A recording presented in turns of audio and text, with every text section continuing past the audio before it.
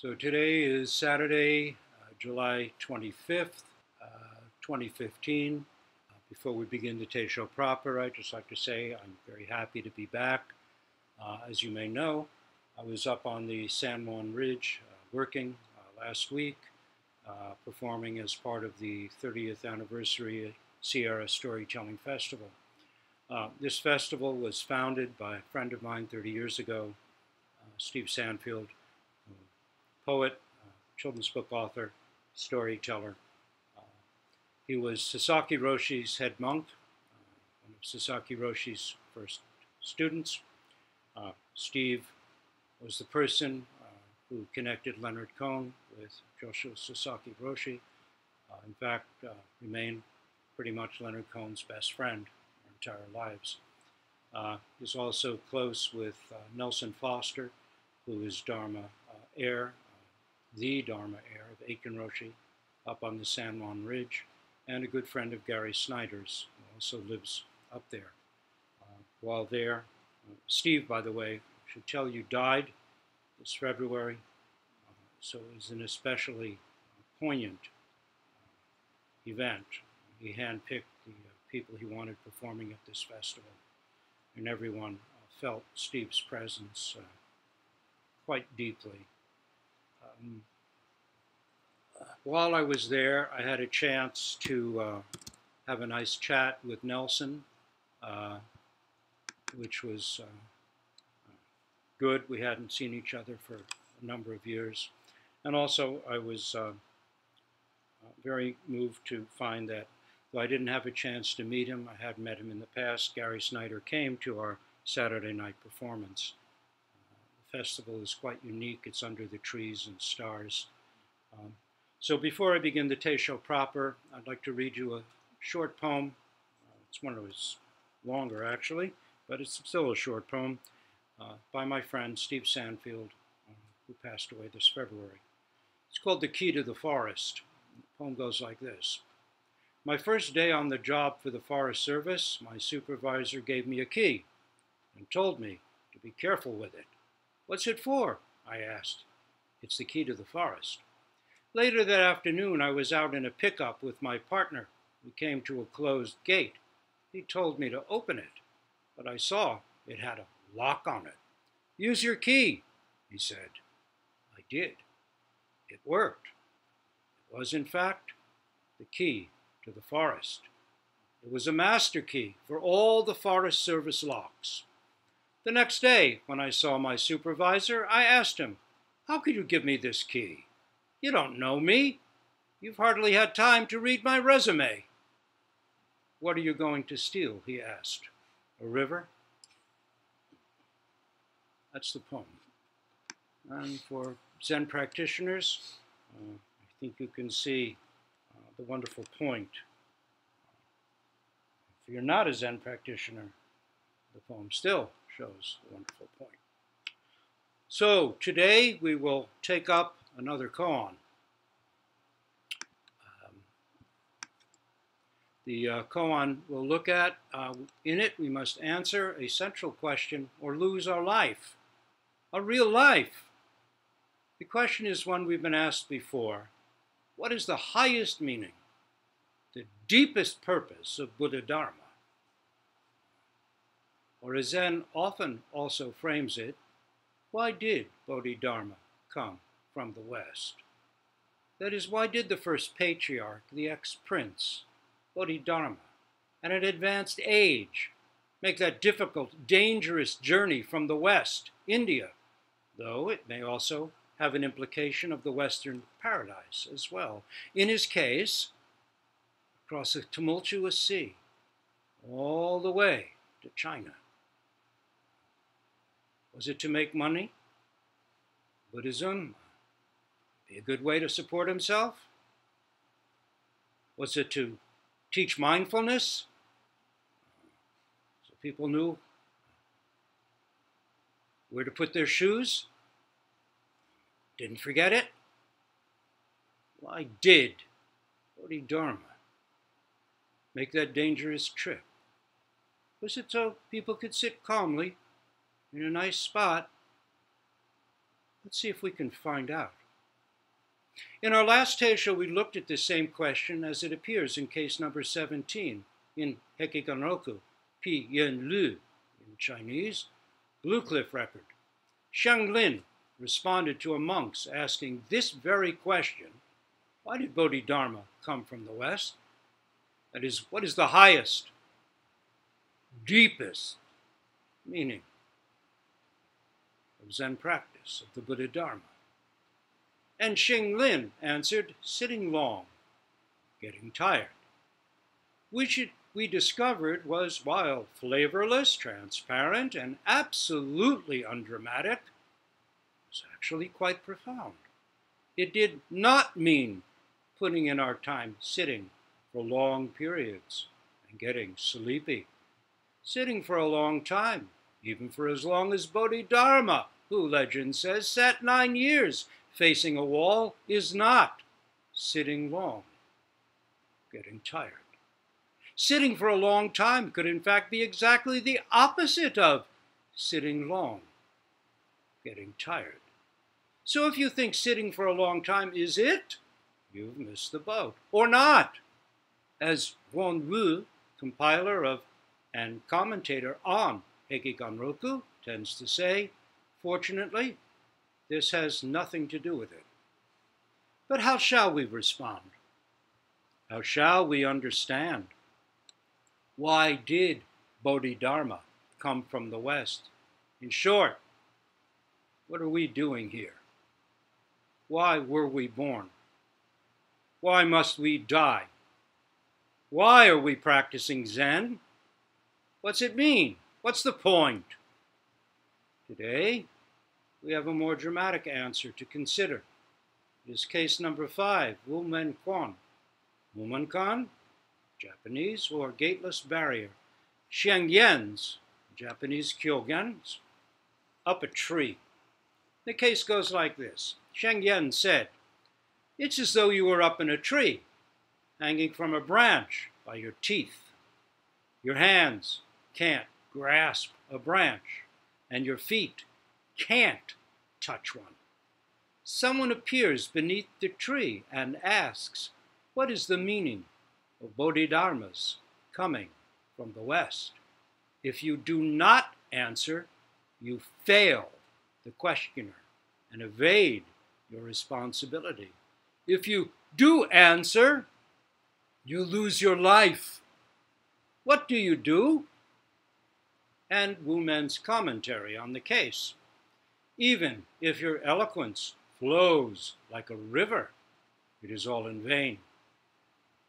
Even if you can expound the whole body of the sutras, it is to no avail.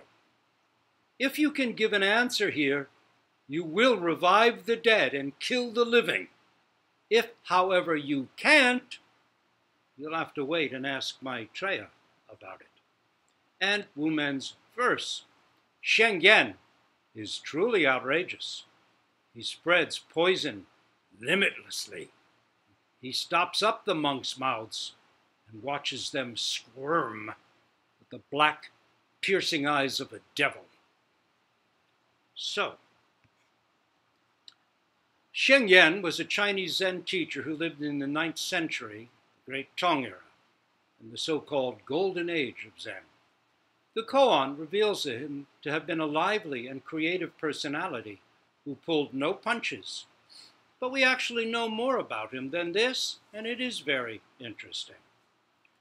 So I'm going to take a look at Eiken Roshi's commentary on this koan in his book, The Gateless Barrier, the Wu Men Kwan, and read a little bit about our man here, Hsiang Yen. So, when Hsiang Yen was a young monk, he studied under Baicheng, a very important, famous teacher. And it was only when Baicheng died that he became a disciple of Kuei-shan, which would be Isan in Japanese.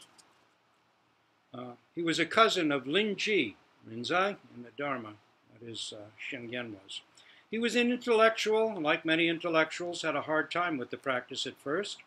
One day, Kuei-shan said to him, I'm told that you have been under my late master Baicheng, and also that you have remarkable intelligence. But the understanding of Zen through this medium necessarily ends in intellectual and analytical comprehension, which is not of much use. Yet you may have some insight into Zen. Let me have your view as to your own being before your parents were born. Hsiang couldn't respond. He retired to his room and looked through all his notes of Baicheng's Teishos, but could not find anything suitable. Returning to Guishan, he said, I failed to find a response to your question. Please teach me the essential point. Guishan said, I really have nothing to teach you. And if I tried to express something, later you would revile me. Besides, whatever understanding I have is my own and will never be yours. Hsiang thereupon burned his notes and determined that he would just be a rice gruel monk. There's someone who just ate, defecated, and went through the process of the system, and faced Guishan's profound question moment by moment. That is, he wouldn't waste time trying to figure out anything. He would just do what was in front of him and work on this one question, rather than trying to resolve it by means of intellectual research. Hearing that the tomb of Nanyo, another great teacher of the past, was being neglected, he asked Guishan's permission to go there and serve as caretaker. Guishan approved. So Hsiang built a small hut near the tomb and spent his days cleaning the grounds, absorbed in his koan. One day, while sweeping up fallen leaves, his bamboo broom caught a stone, and it sailed through the air and hit a stalk of bamboo with a little sound. Tuck! With that sound, tuck! He was awakened. Hurrying to his hut, he bathed and then offered incense and bowed in the direction of Guishan's temple, crying out loud, Your kindness is greater than that of my parents. If you had explained it to me, I would never have known this joy.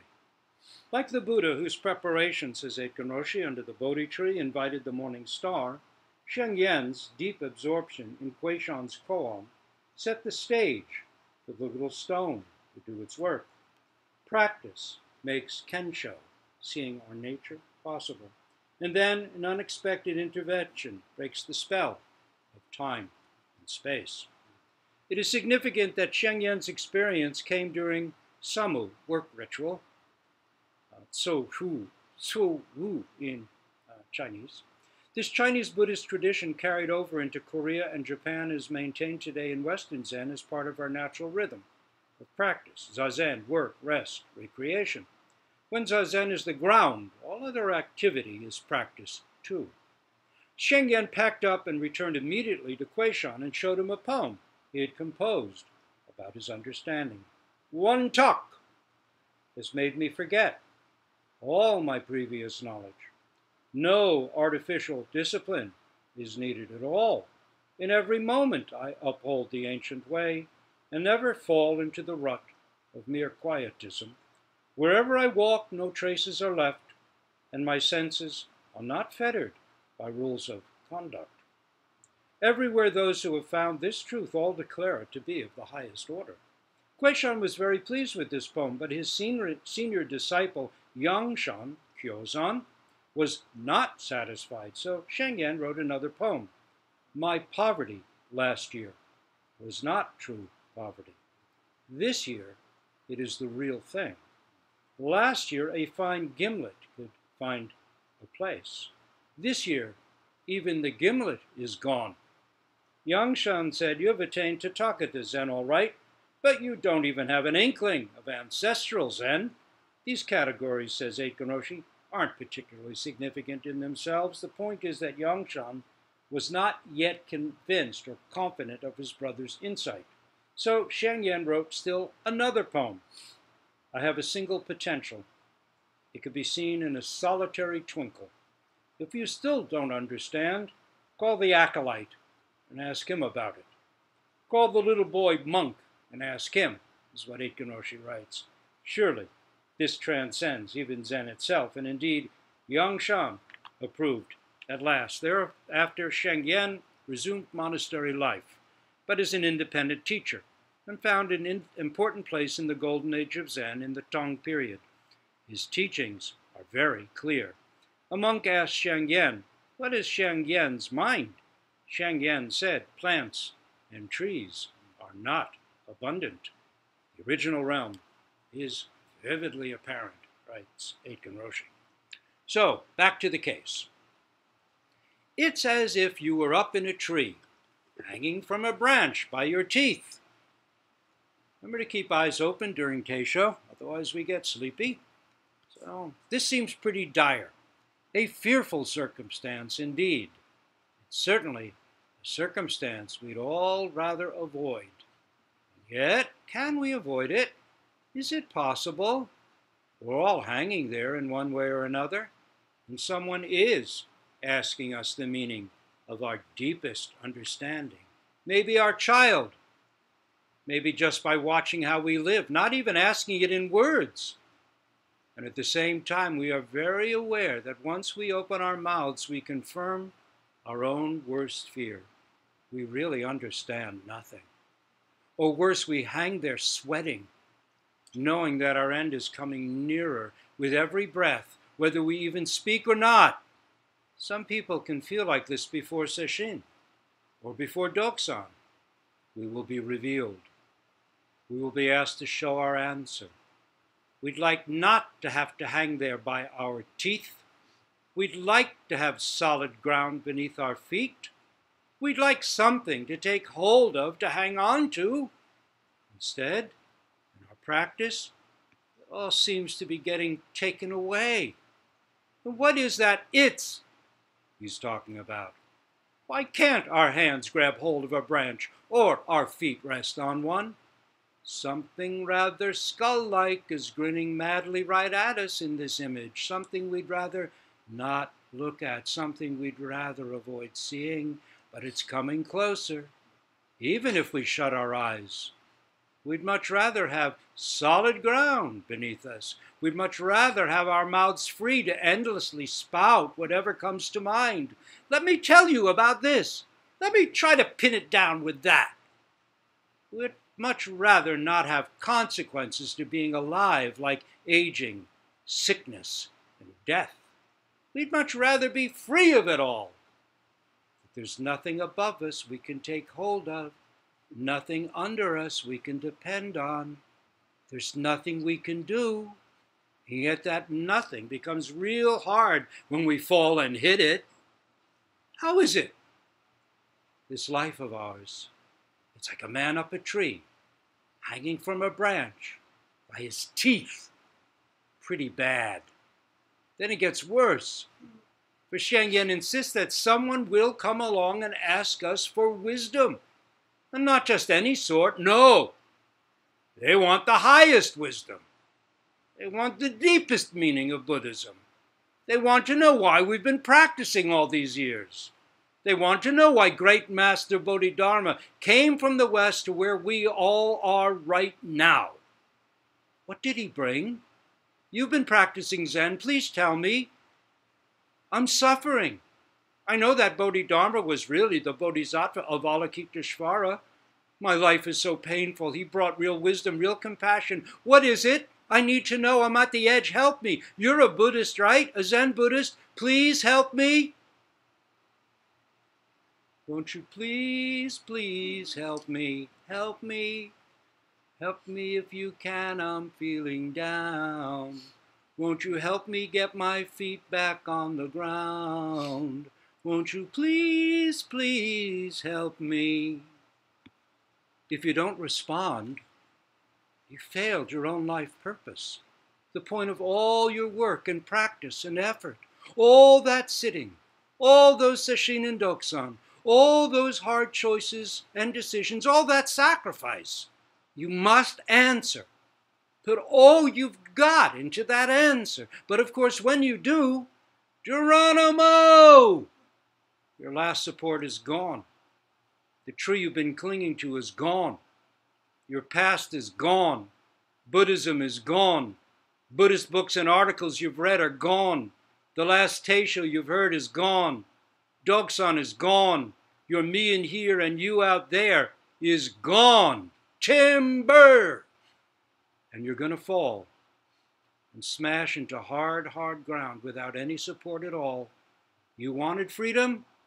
Well, here it is. How do you like them apples? What to do to avoid this? What is it to lose your life? How often can you do it? Once? Every day? And whose life gets lost anyway? What life? Wu Men says in speaking of case number 1 in Gateless Barrier, Zhao Chu's dog, Buddha nature, the full presentation of the whole. With a bit of has or has not, body is lost. Life is lost. Then again, there is another way to look at it. What's wrong with losing your life? Maybe it's exactly what we need to do. Back to that it's. We're hanging on to our life, getting on by the skin of our teeth, just barely, clinging for all we're worth. We'd like to let go. We hear that all we need to do is let go. Yet if we do let go, then what? That ground below looks hard. Here's the human condition. We know there's an end. We can see ahead. We all struggle with that fundamental anxiety, the first noble truth and knowledge of impermanence. We can't seem to get rid of it no matter what we do. At the movies, it can still dog us. At dinner out, it can take a seat and eat with us and at us. We get into a good book and it's gone for a time, maybe. We do get away now and then, but then there it is, back again like a bad penny. It keeps showing up. That fundamental anxiety, the knowledge that nothing lasts, that it's all going, even as we look around, even as we do our best to take care. We humans even worry that one day, billions of years in the future, our sun will die, and oh, what will we do then? What's the point of living? Knowing of our inevitable fall to hard, hard ground. There's our dilemma. Everything could be good, happy, peaceful. Then we wake to the facts and soon find ourselves again, hanging from a branch by our teeth. Good thoughts, nice memories, wonderful teachings, all deconstruct. And we're left hanging alone, at wit's end, facing it, dealing with it, our sense of an ending, perhaps, our sense of unease, dissatisfaction, which is when we may get asked a question our life depends on. Right then, out of our extremity, out of our insight into the nature of our human predicament, how can we not just speak words of wisdom, but be wisdom? How, in the face of our awareness of the overwhelming reality of difficulty, of dukkha, or suffering, and of impermanence, can we speak meaningfully to the hard situation of all conscious beings? And how will you show that freedom, that wisdom? But there must be a way out, right? Isn't that why Bodhidharma came from the West? Isn't that the highest meaning? Or is it all for naught, useless? And if so, is despair to be our lot? Wu Men puts the case before us, then he goes on, expounding, compounding the problem, sharpening his blade. He says, even if your eloquence flows like a river, it is all in vain. Even if you can expound the whole body of the sutras, it is to no avail. What? Even if you can talk your way out of all dilemmas with wisdom and eloquence?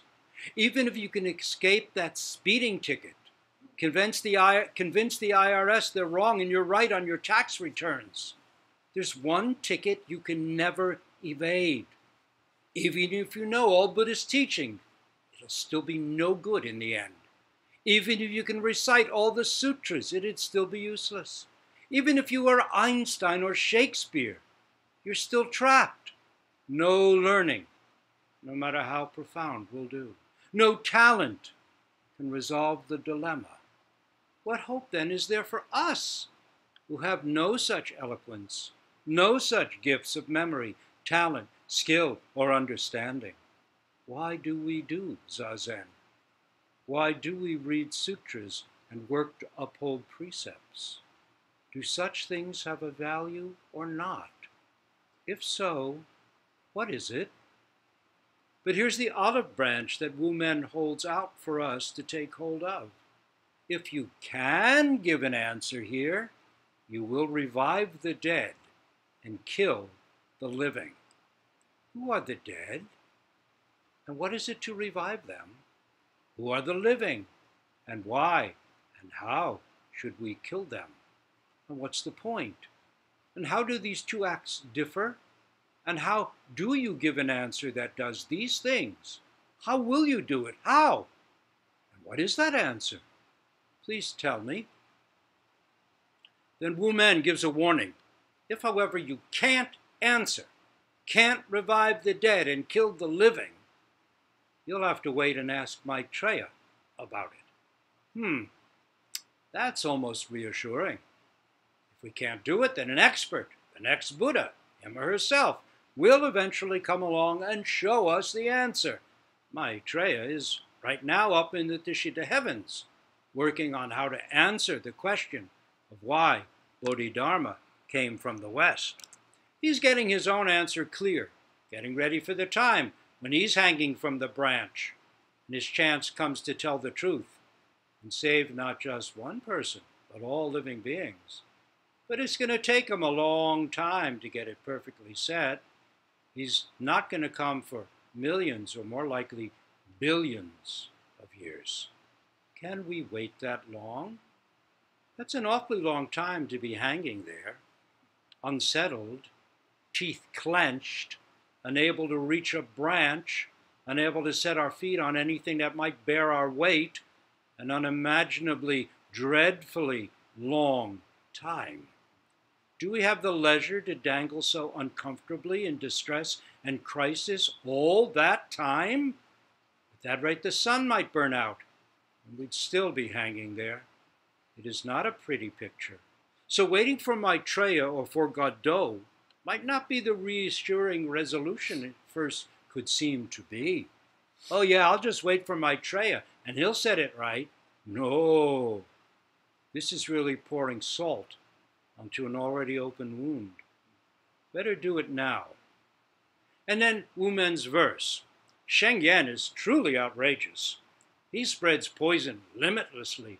He stops up the monks' mouths and watches them squirm with the black, piercing eyes of a devil. Some people can think that this is a good description of Doksan. He stops up the monks' mouths and watches them squirm with the black, piercing eyes of a devil. However, Hsiang Yan, in Wu Men's verse here, is really being praised as a gifted teacher. He puts us in a box, is what Wu Men says, and he locks it tight so that we'll have to find our answer, a real answer to our own and everyone's truly human dilemma. And we'll have to get out of the box on our own. Wu Men is giving high praise, saying that Hsiang Yan has taken on the burden of creating a dynamic context through which wisdom can reveal itself. But the rub is, it won't be easy for his students. They'll have to hang in there and really work at it. Not just on a mat in the Zendo. They'll be hanging from a branch, turning in the wind, and all they do. No concept, no intellection, no eloquence will save them. They'll stumble or rush into Doksan, and he'll not accept a thing they say or do unless it's really it. He'll glare and smash all ploys, all tricks, all cleverness to rubble, not to be mean, but to really free them, to really help. Talk! Gone. He'll take it all away, or let them hang from a branch by their teeth, pulling out all supports, all devices, until there's nothing left but our basic, naked, human predicament. No exit, no escape, And then, aha! Maybe there it is. The highest teaching. The meaning of Bodhidharma is coming from the West. We'll get it. We'll have to. Hooray! But please, don't mistake it. Don't think, aha, so that's the answer. I've got it. Life is just this pain. As Wu Men says in another context, that would be to mistake a bell for a bowl. Sartre is hanging from that old branch, swaying in the wind, unable to reach a branch with his hands, or Sartre, never could pronounce it, unable to get his feet down on one.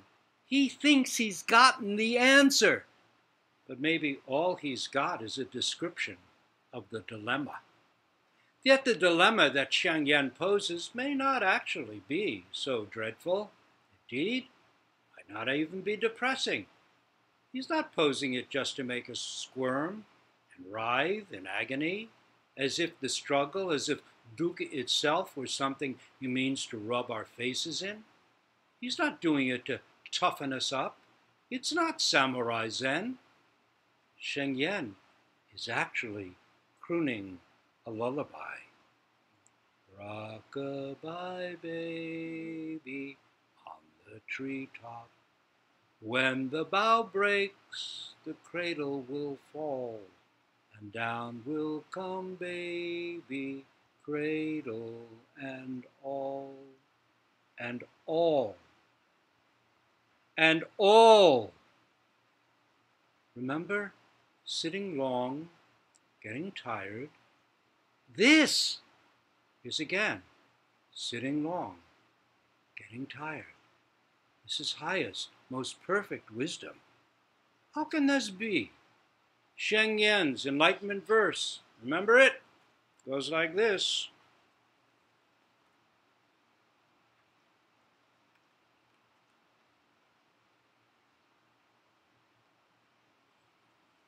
One talk has made me forget all my previous knowledge. No artificial discipline is needed at all. In every moment, in every movement, I uphold the ancient way and never fall into the rut of mere quietism. Wherever I walk, no traces are left, and my senses are not fettered by rules of conduct. Everywhere those who have found this truth all declare it to be of the highest order. From the beginning, no discipline was needed. It's useless, all of it. From the very beginning, our whole practice, not necessary at all. Only that's not it either, until you get it. And then your teeth unclench but for now there you are, up in your tree, still puzzled perhaps, still hanging. Now what? What will you do? If you open your mouth to say, be prepared, no surprise. It's in the bag. You're going to fall. How will you be free from, or free in, this dilemma? The fundamental dilemma of our humanity, hanging from a tree. How, too, will we help others when it seems there are times we can hardly manage to help ourselves? There you have it, in a nutshell. And that's all, folks.